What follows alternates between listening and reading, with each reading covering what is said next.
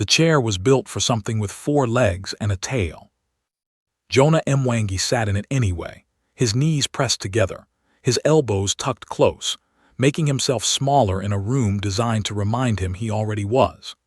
The orbital station Palaxis Myron floated above a gas giant the color of a bruise, and everything inside it, the ceilings, the doorways, the polished floors that rang like bells under heavy feet, had been built for creatures that stood 9 feet tall and considered gravity a suggestion. He adjusted his tie. It was crooked. It had been crooked since he boarded the transport on Earth, and no amount of pulling would fix it because the tie was older than his career and the knot had a memory of its own. The atrium of the Ascension Summit stretched out before him like the inside of a cathedral that had swallowed a shopping mall. Delegations from 312 species milled about in clusters, arranged not by geography or alliance but by something far more precise. Resonance tier, the number that told the galaxy what you were worth. Tier 1 species floated near the upper balconies. Literally floated. Their bodies were translucent, their communication was light-based, and they had been spacefaring before Earth's sun had finished forming. Tier 2 occupied the middle galleries, solid, imposing, old in the way that mountains are old. Tier 3 filled the ground level, still impressive by any human standard, still capable of things that would make a physicist weep. Humanity was not Tier 3. Humanity was listed below Tier 5, in a category the Conquered had invented specifically for them. The official designation was Pre-Ascendant Observer. The unofficial name, which Jonah had overheard twice since arriving, was the Charity Case. He found the refreshment table. Something on it might have been bread. He picked it up. It weighed as much as a baseball and tasted like cardboard that had been shown a photograph of wheat.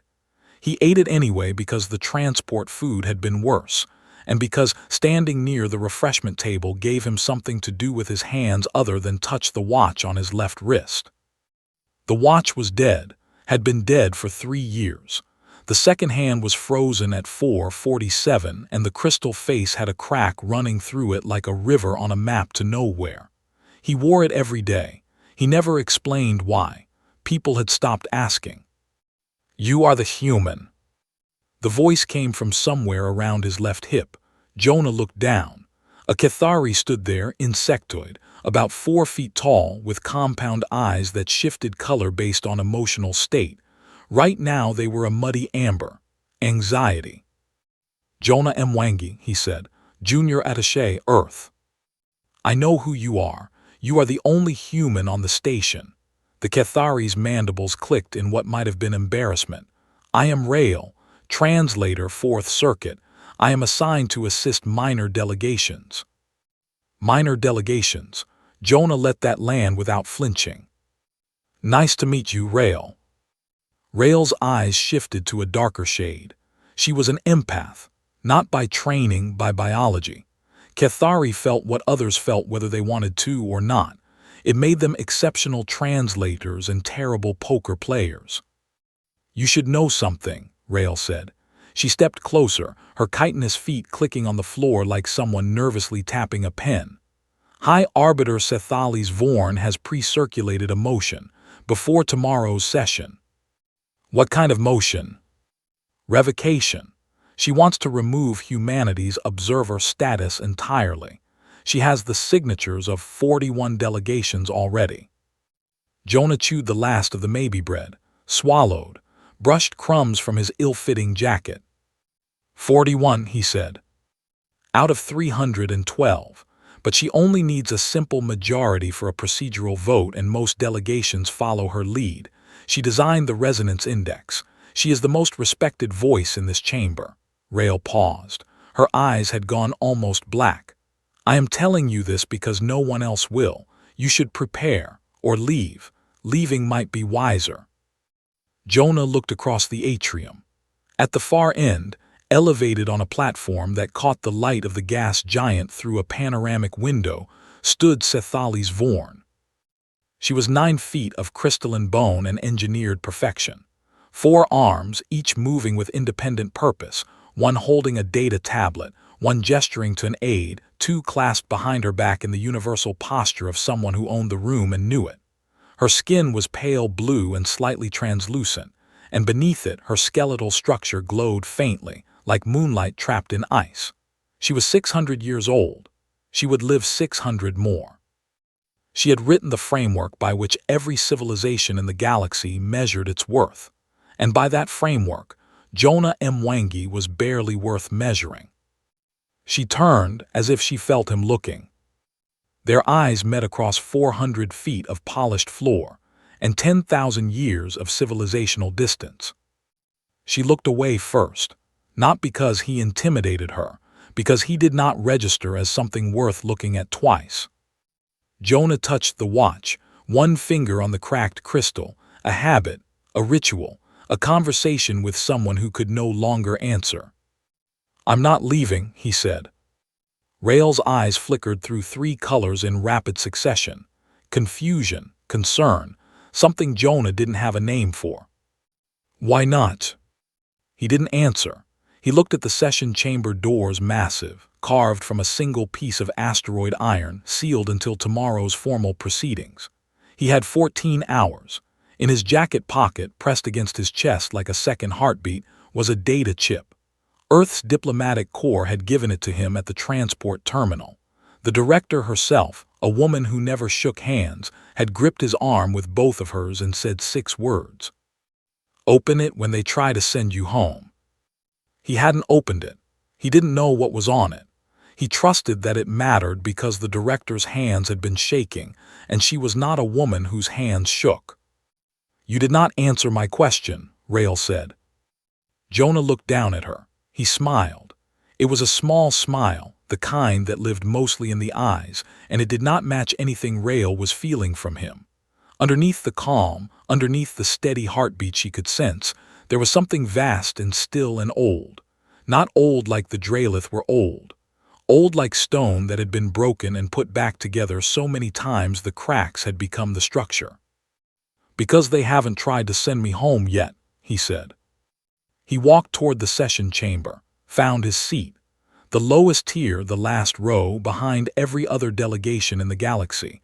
The chair was wrong for his body. The desk was too high. The console was calibrated for fingers twice the length of his. He sat down. He did not adjust the chair. He did not test the console.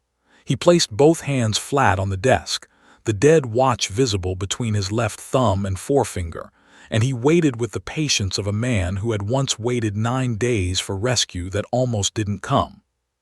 The chamber filled around him. No one sat nearby. The seats on either side remained empty, a gap in the crowd like the space people leave around something they don't understand and don't want to touch. Jonah breathed, watched the delegates take their places, watched the lights dim toward formal session configuration.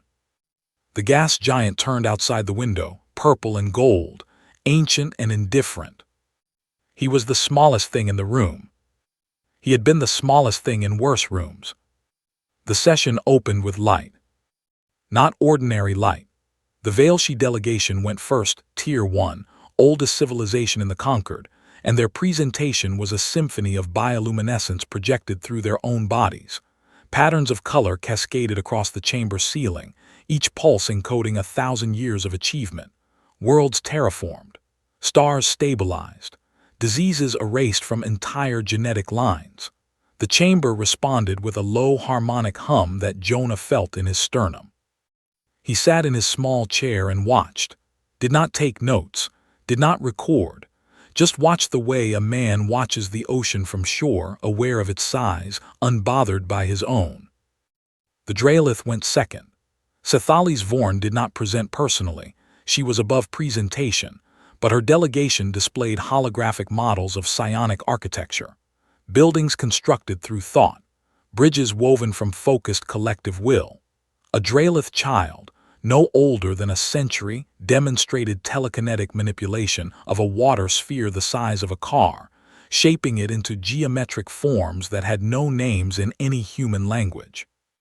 The chamber applauded with whatever appendages their biology had provided for the purpose. Species after species took the stage. The Cathari showed their empathic network, a living web of shared consciousness that spanned 9 systems. The Morvakai displayed their regenerative biology, one delegate regrowing a severed limb in real time while narrating calmly about cellular memory. The Tessavari projected a map of the 400 worlds they had seeded with life over 20,000 years, each one a garden built from nothing. 3 hours passed. 6. The presentations climbed in spectacle and sank in relevance because after the first hour, every species was saying the same thing in a different accent. Look what we are. Look how high we've climbed. Look at the number next to our name. Jonah's slot came between the Aurelian Compact, a silicon-based collective that communicated through vibration, and the Fen, a species of aquatic engineers who presented inside a portable ocean. The scheduling was not accidental. He had been placed between spectacles, sandwiched so the contrast would do the work that words might not. Earth delegation, the chamber moderator announced. The moderator was a Tessavari 12 feet tall, voice like a pipe organ. You have 90 seconds. Jonah stood. The console microphone was calibrated for a Dralith vocal range, deep, resonant, built to fill the chamber through acoustic architecture that rewarded bass frequencies and punished anything lighter. His voice, human and mid-register, traveled about 40 feet before it got tired and sat down. Jonah Mwangi, junior attaché, representing Earth and the Sol system.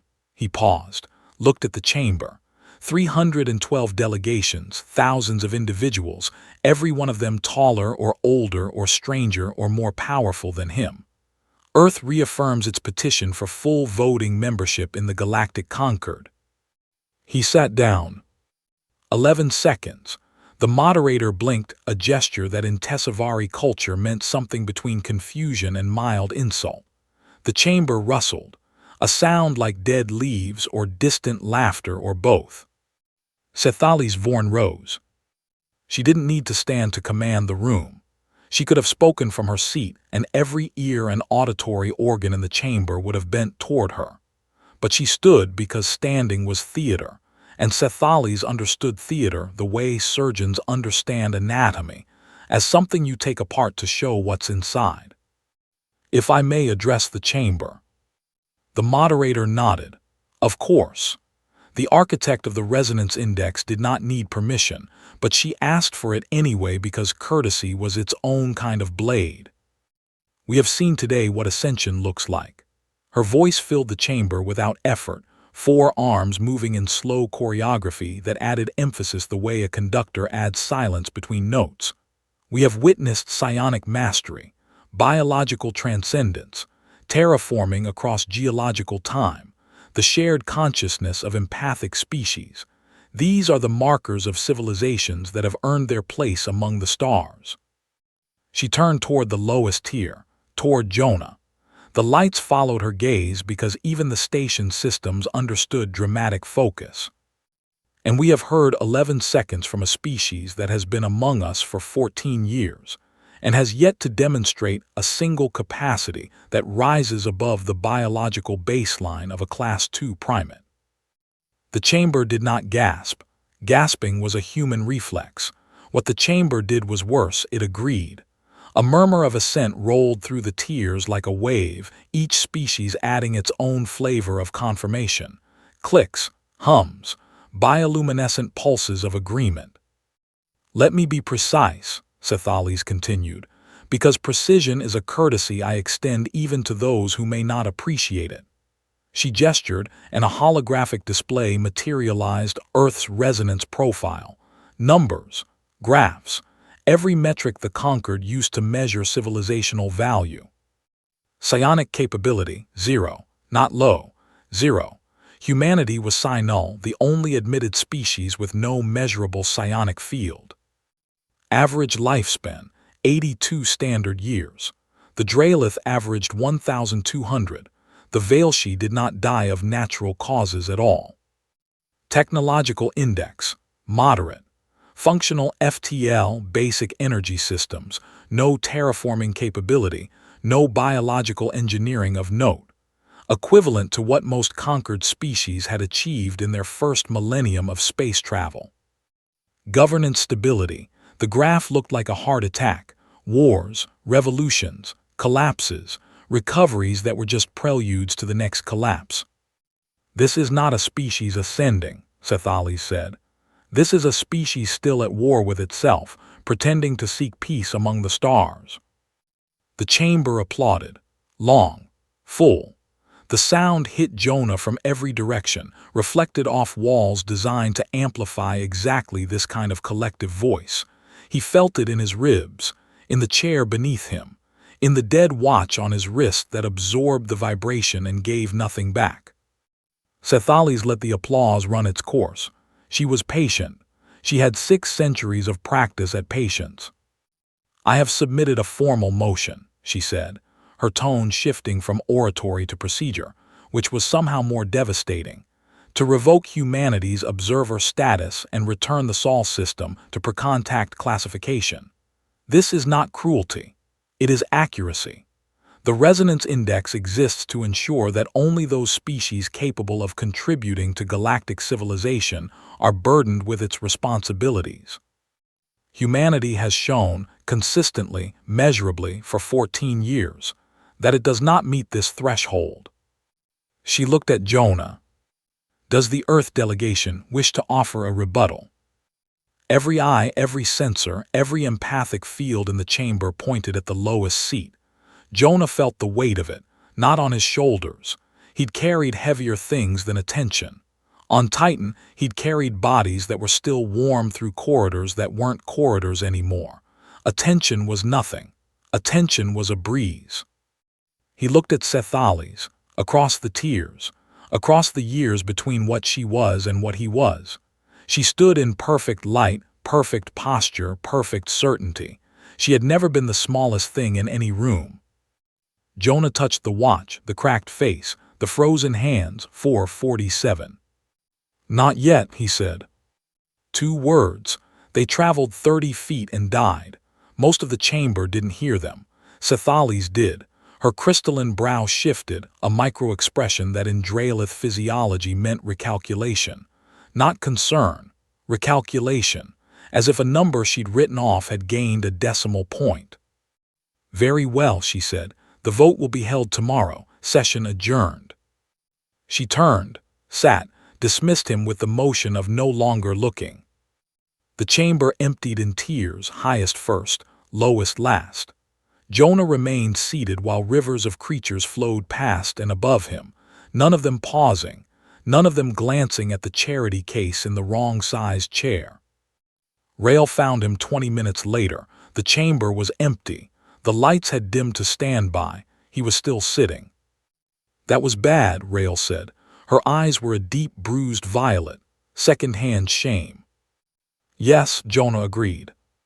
"She has the votes, 41 confirmed. She will have more by morning. You should prepare a response, something longer than 11 seconds. Jonah reached into his jacket. His fingers found the data chip, warm from sitting against his chest for 14 hours, warm the way a living thing is warm. He pulled it out, held it between his thumb and forefinger. It was the size of a thumbnail, and it carried the weight of a species that had never once stayed down when knocked flat. "They're trying to send me home," he said. He broke the chip seal. Rael watched the holographic display bloom from the chip's surface, filling the empty chamber with data that spilled across the walls and ceiling and floor like a wave that had been waiting a very long time to break. Her eyes went white. Every color at once. She took a step back, then another. "What is this?" she whispered. Jonah read the first line, then the second. Then he stopped reading because his hands were doing something they hadn't done since Titan, and he needed a moment to make them stop. "Instructions," he said. Rael left at his request. He told her he needed the room. She didn't argue. Whatever she'd felt radiating from him when the chip opened had been enough to override her instinct to help. Some emotions, even an empath knows to leave alone. Jonah sat in the empty chamber with the holographic data washing over him like rain made of numbers. The walls glowed with it. The ceiling. The floor beneath his feet displayed charts and timelines and names, so many names scrolling past in typefaces from 20 different Earth languages. The data chip held 2 files. The first was a research paper, 400 pages, authored by a team at the Geneva Institute for Exocivilizational Studies, a department that most of Earth's population didn't know existed, and that operated on a budget roughly equal to what some cities spent on parking meters. They had worked on it for 11 years. The paper had one central finding. And it was the kind of finding that was simple to state and impossible to forget.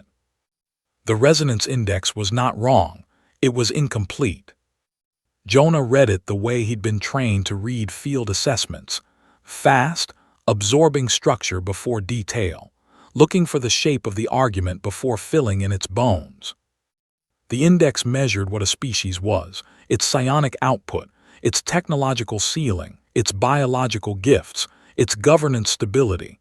These were real metrics honestly applied, and by every one of them humanity was exactly what Sethales had said. Low, last, least. But the index had a blind spot the size of a galaxy. It did not measure what a species did when it broke. The Geneva team called their countermetric the Fracture Recovery Index. The name was clinical. The data was not.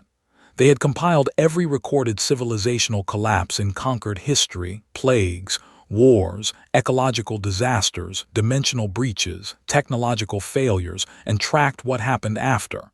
Not what a species achieved at its peak, what it did in the crater. The results were not close. The Dralith had lost a colony world 4,000 years ago to a seismic event that cracked the planet's crust. They evacuated 94% of the population, an impressive feat. Then they declared the system dead space, sealed the records, and never returned. 4,000 years later, the sector was still marked on every Dralith star chart with a single symbol that translated roughly as gone. Not destroyed. Not lost. Gone. As if a place could simply stop existing, because it was too painful to remember. The Cathari had suffered a neural plague 6 centuries ago that severed the empathic link in 30% of their population. Those individuals lost the ability to feel others, became, in Cathari terms, deaf to the world's emotional frequency. The response was standardized. The affected were relocated to isolated habitats, cared for, fed, given everything except belonging. They lived out their lives separated from the web, and when the last one died, the Cathari archived the event and moved forward. They did not try to reconnect the severed. They managed the loss. They did not fight it. Species after species, the same pattern: collapse, assessment, severance, continuation. The conquered's oldest civilizations had survived not by recovering from catastrophe but by amputating whatever the catastrophe had touched. They cut the wounded limb. They preserved the body. They called this wisdom. Jonah scrolled to the human section. It was longer than all the others combined. Earth had no single entry. It had thousands: the Black Death, the Bronze Age collapse, Pompeii, the World Wars, Chernobyl, the Bangladesh floods, the Titan colony breach. Each one was a wound that should have been fatal to a species with no psionic network, no regenerative biology, no governance stability, and no technological superiority worth mentioning. Each one was followed by the same 3 words in the dataset: population rebuilt locally. Not evacuated, not amputated, rebuilt, on the same ground, with the same fragile hands. Humans returned to irradiated cities and replanted gardens in poisoned soil. They rebuilt on floodplains that would flood again. They went back to Titan. They always went back. The Geneva team's conclusion was 5 sentences long. Jonah read it 3 times.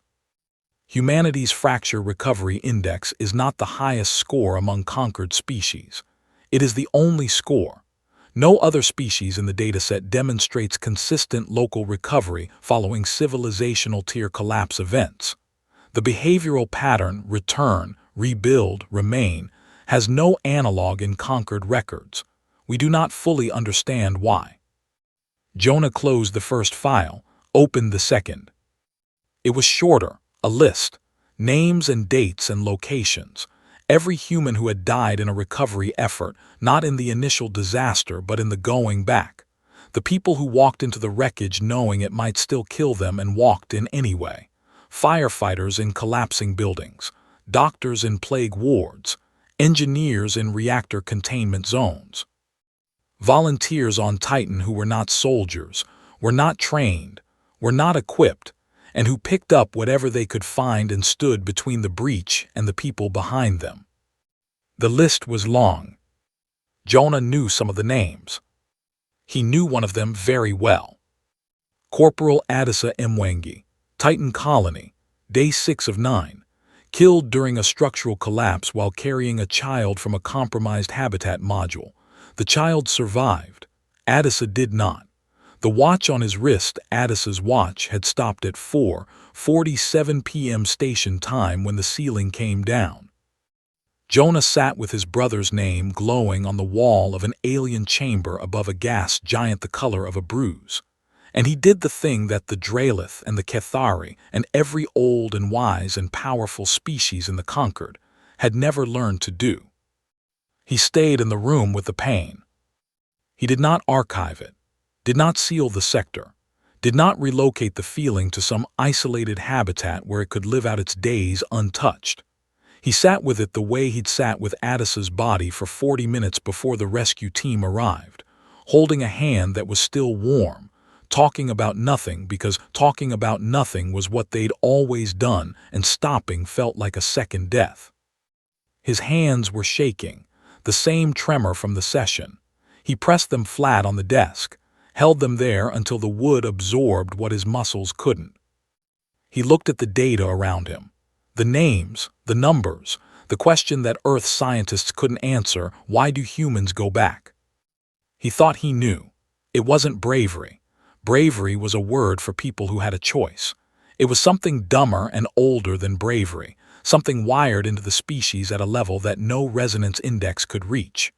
Humans went back because leaving felt worse than dying, because the rubble was where the people were, because home was not a coordinate, it was a promise, and humans were constitutionally incapable of breaking promises to places. He made one call to Earth. The director answered on the first signal, as if she'd been waiting with her hand on the console. "I read it," Jonah said. "Silence." "All of it," he added. And the director said, "You sent me because of Adisa." It was not a question. The director didn't treat it as one. "I sent you because you went back," she said. "Titan was evacuated on day 4. You were on the last transport. You got off the transport, Jonah. You walked back into the colony. We sent you because you're the kind of man who gets off the transport." He closed the channel. 6 words he never said sat in his mouth like stones. He would have done the same. He swallowed them. They settled somewhere behind his ribs, next to the 40 minutes and the warm hand and the watch. The chamber was dark except for the data. The names still scrolled. Jonah stood, closed the files, pocketed the chip, straightened his crooked tie, which remained crooked, loyal to its own nature. He walked to the session chamber doors. They would not open for 7 hours. He stood before them anyway, feet planted, hands at his sides, the dead watch on his wrist ticking nothing, measuring nothing, keeping time for someone who had run out of it. He was the first one there when the doors opened. He was done waiting. The chamber filled the way it had the day before, tier by tier, highest to lowest, rivers of bodies that bent light and displaced air in ways human bodies couldn't. Jonah watched them enter from his seat, the same wrong-sized chair, the same empty seats on either side like a quarantine he hadn't asked for. He looked different. Rael noticed it from across the chamber. She couldn't name what had changed because nothing visible had changed.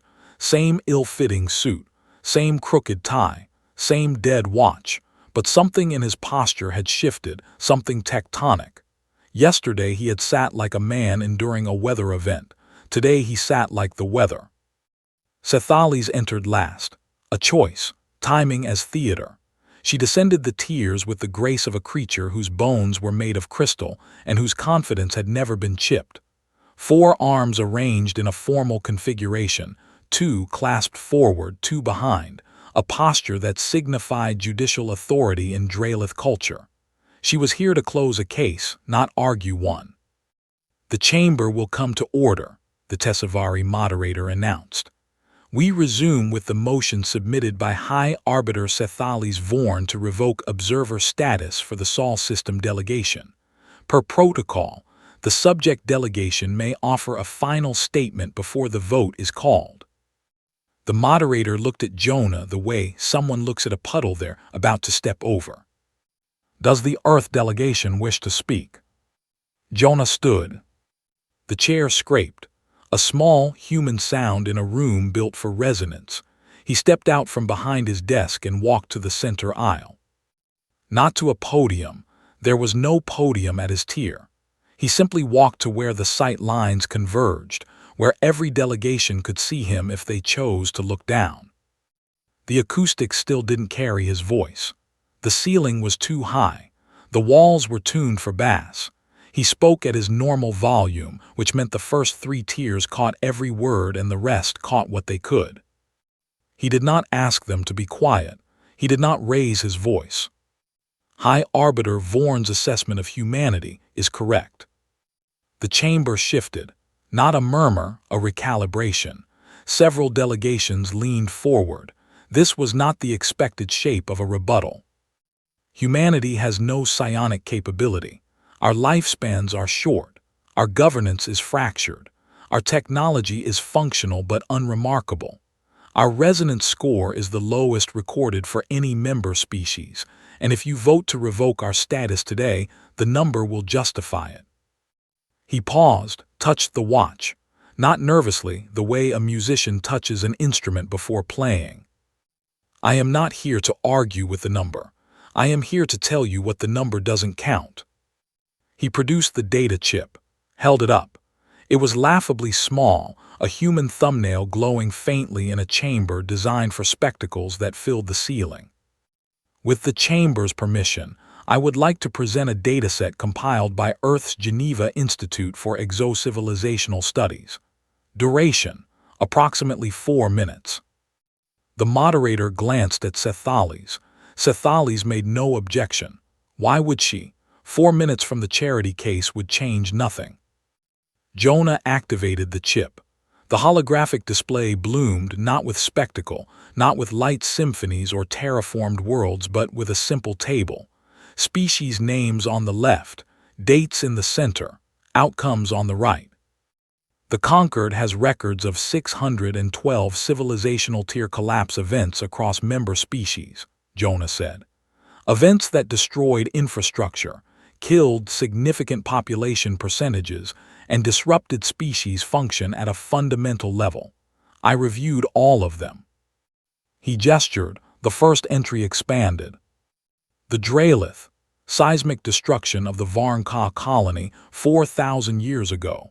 94% of the population was evacuated. The system was declared dead space. It remains classified as dead space today.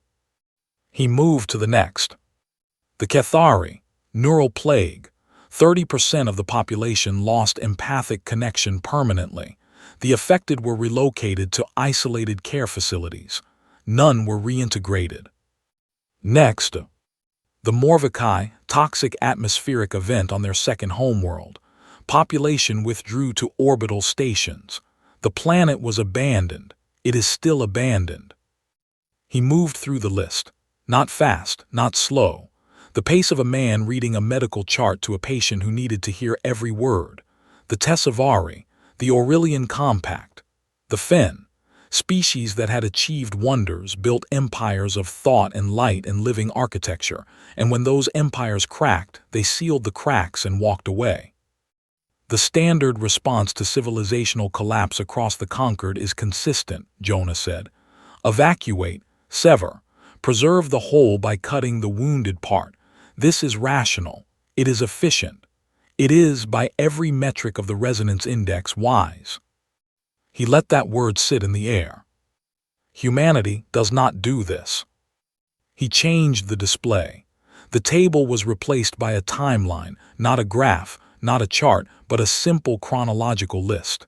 Events, dates, 3 words that appeared after every entry like a heartbeat that refused to flatline. Population rebuilt locally. When our cities burn, we rebuild them, on the same ground, in the same soil that killed us. When our colonies breach, we seal the breach with our hands and we stay. When our people die in floods, in wars, in reactor failures, in things that come through cracks in dimensions we don't understand, we bury them where they fell and we build on top of the graves. Not because we are brave. He stopped, looked at the chamber, at the rows and tiers of ancient, powerful, magnificent creatures who had never once gone back to a place that had broken them. Because we don't know how to leave. The chamber was quiet. Not yet the silence that was coming. A different kind, the quiet of something being rearranged behind 312 sets of eyes. Earth scientists attempted to quantify this behavior. They called it the Fracture Recovery Index, a measure of a species' capacity to survive catastrophic loss and rebuild from the point of destruction without external aid, without psionic support, without biological advantage. He pulled up the final display, a single comparison.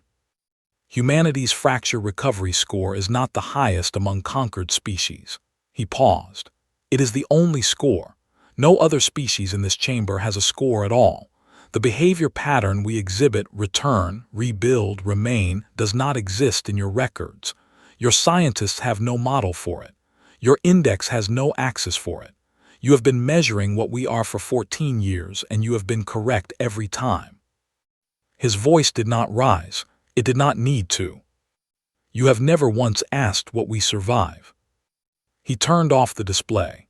The chamber returned to its standard lighting, the soft, engineered glow that flattered bioluminescent species and made humans look slightly gray. Jonah walked back to his seat, sat down. The chamber was silent. Not polite, not impressed, not the diplomatic quiet of species weighing a position. This was the silence of something fundamental being recalculated, a silence that started in the highest tier and sank through the chamber like cold water through warm, reaching every seat, every delegate, every creature that had ever sealed a broken sector and called it wisdom. Sethali stood to call the vote. She opened her mouth. If I may.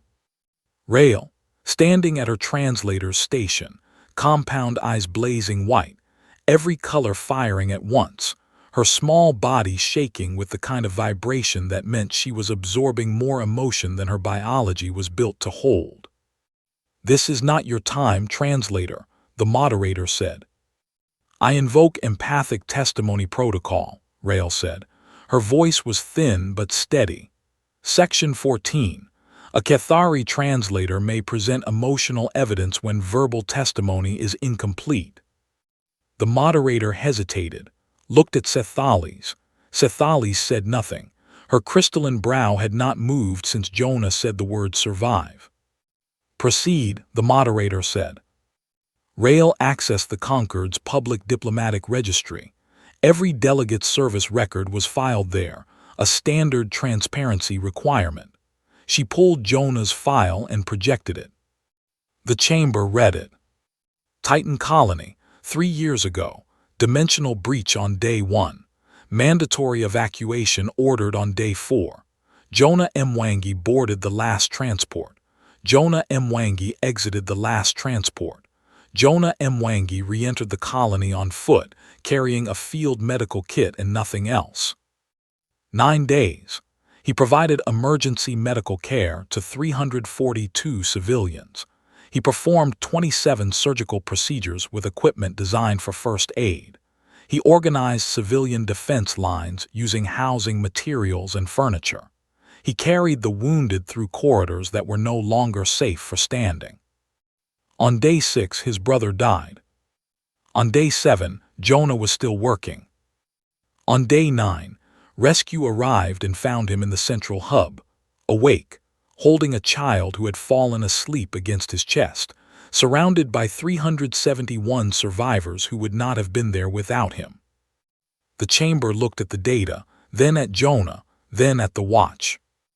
The watch that had stopped on day 6 at 4:47 p.m. station time when a ceiling came down on Corporal Adisa Mwangi, who had been carrying a child through a compromised module, and whose younger brother had found his body 40 minutes later and sat with it, holding a hand that was still warm, because leaving felt worse than staying. Jonah had not moved, had not looked up. His hands were flat on the desk, the watch between his thumb and forefinger, exactly as it had been since he sat down. His face held nothing, not pride, not grief, not defiance. The blankness of a man who had already spent everything he had and was sitting in the echo. Sethalis Vorn stood at her podium, 4 arms at her sides, 600 years of certainty behind her eyes. She did not call the vote. The vote did not happen. Not that day. Not the next. Sethalis withdrew the motion without explanation, using a procedural clause that allowed an arbiter to table indefinitely without requiring a stated reason. The Concord's legal scholars would later describe it as a first. No motion in summit history had ever been withdrawn by its own author after reaching the chamber floor. 3 delegations filed formal requests within the hour. The Cathari wanted access to the fracture recovery index methodology for application to their own species history. The Tessavari, who had not spoken to a human delegate in 9 years, submitted a joint research proposal.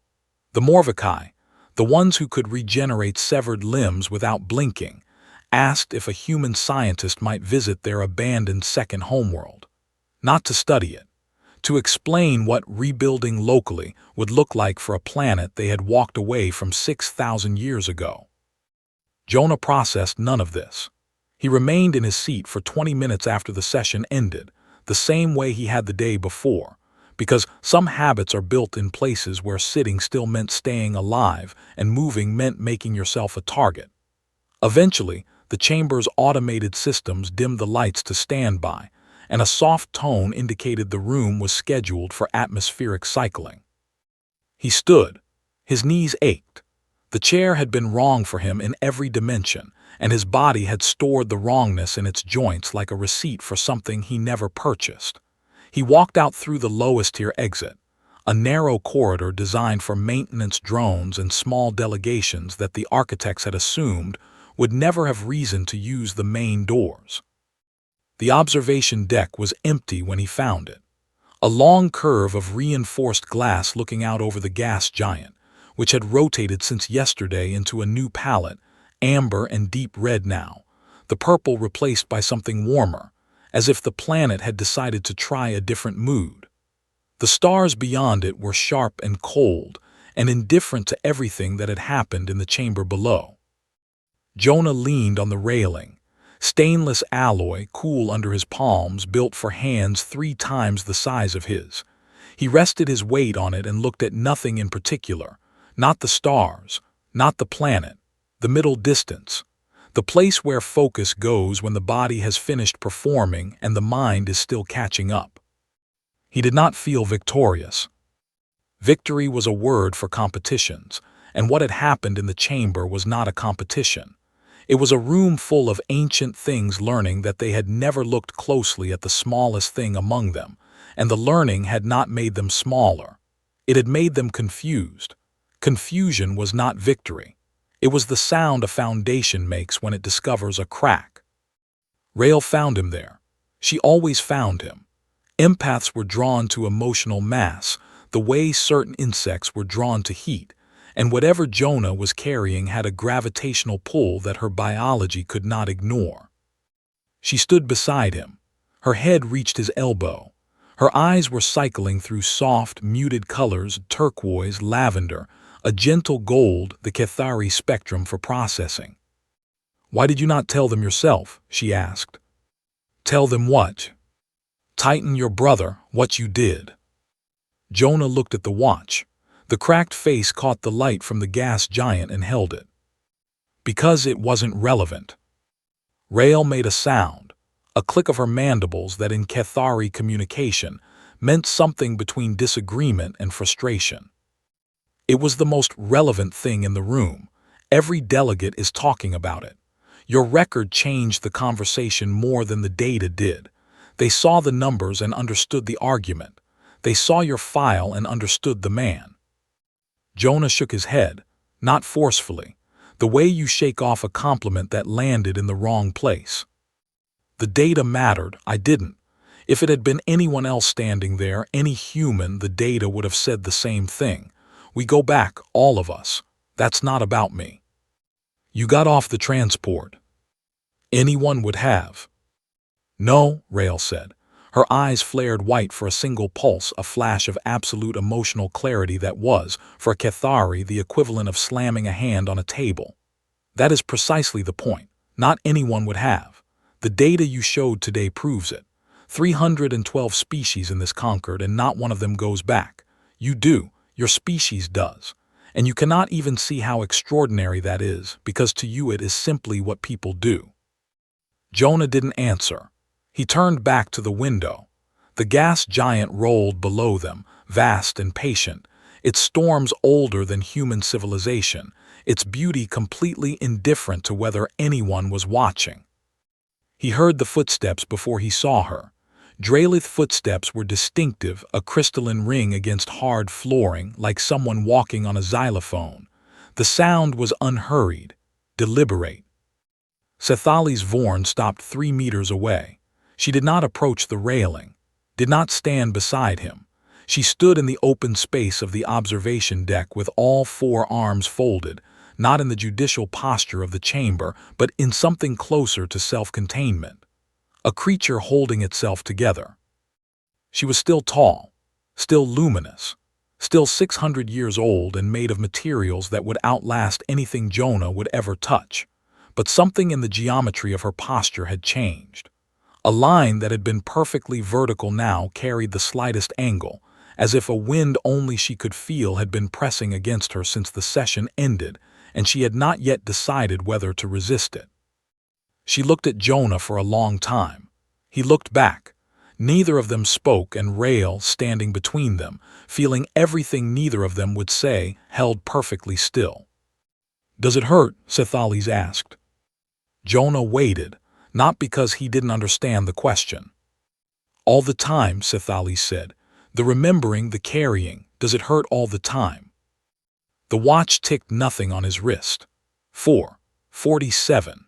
A permanent afternoon on a colony that had been rebuilt by people who had carried his brother's body out of the rubble and gone back to work the same hour because there were still people alive who needed help, and the living always outweighed the dead, even when the dead were the person you loved most. "Yes," Jonah said. Cethalis absorbed this. Her crystalline structure shifted faintly, light refracting differently through her bones, a Dralith physiological response that translated roughly as understanding accepted, not yet integrated. "And you carry it anyway," she said. It was not a question. Jonah recognized it as something else, a statement of observation from a species that had spent 4,000 years avoiding the exact thing he wore on his wrist every day. She was not admiring him.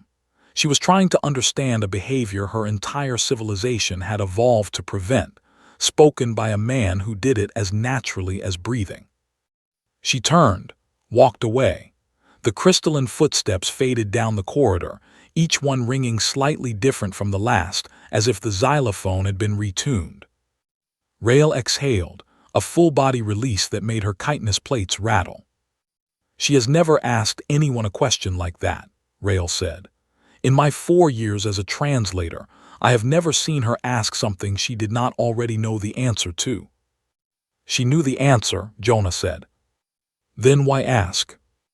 Because knowing something and hearing someone say it out loud are different things, especially when the someone is standing in front of you wearing the proof. He touched the watch one more time. Not a ritual this time. A farewell. Not to Adisa, never to Adisa, who lived in the space between the cracked glass and the frozen hands and the 40 minutes and every day since, but to the version of himself that had walked into this station expecting to be sent home. He had not been sent home. He would not be sent home. Rail stayed with him on the observation deck. They didn't talk. The gas giant turned. The stars burned their ancient, meaningless light, and the station hummed with the after vibration of a silence that had lasted 4 minutes and 11 seconds and had not yet finished saying what it meant. 7 levels below the observation deck, in an archival office the size of a closet, a Concord Records clerk was cataloging the day's proceedings. Standard work. Routine. She flagged timestamps, noted voting outcomes, and filed speaker transcripts for the permanent record. She reached the session's final entry and paused. The transcript showed a gap. 4 minutes and 11 seconds of dead air following the remarks of the human delegate from the Sol system. No speaker, no motion, no procedural note, just silence, the longest unbroken silence in the history of the Ascension Summit across 14,000 years of recorded sessions. The clerk flagged it as a data anomaly, entered a note in the margin, possible recording malfunction, recommend technical review. She moved on to the next file. It was not an anomaly. The system had captured exactly what happened. 312 species, thousands of delegates, the most powerful minds in the known galaxy, sitting in a chamber designed to amplify every voice that mattered, and for 4 minutes and 11 seconds, not one of them had a single thing to say. The smallest thing in the room had said enough.